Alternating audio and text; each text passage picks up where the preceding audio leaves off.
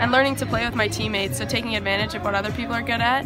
And then I think just a lot of self-honesty and knowing what I'm good at and what I could be good at and what I'm maybe not so good at, and I think going towards that and really just fine-tuning my game. I think that's a lot of what I did with John, was just defining what kind of player I wanted to be on and off the pitch, and like working towards that every day. So every time I practice, there's specific things I'm doing that I'm trying to go towards being that person and that player.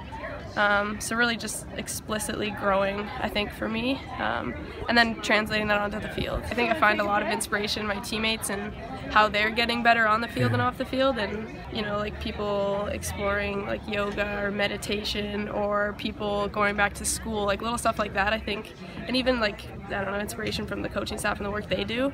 So I think that's a cool thing about this environment, is much like, okay, I've been here for 5 years, which seems like a long time, but there's little things that you can find every time I come into camp, and I leave camp and I'm re-inspired by something. I kind of roll with that.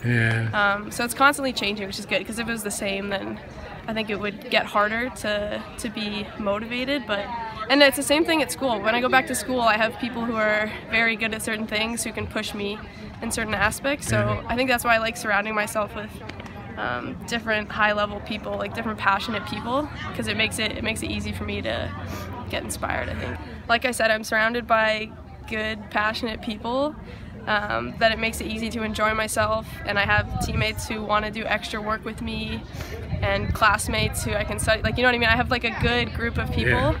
And university is cool, because I feel like that's where you kind of like, I think that's where you find yourself, and I'm really kind of settling into myself both on the field and off the field.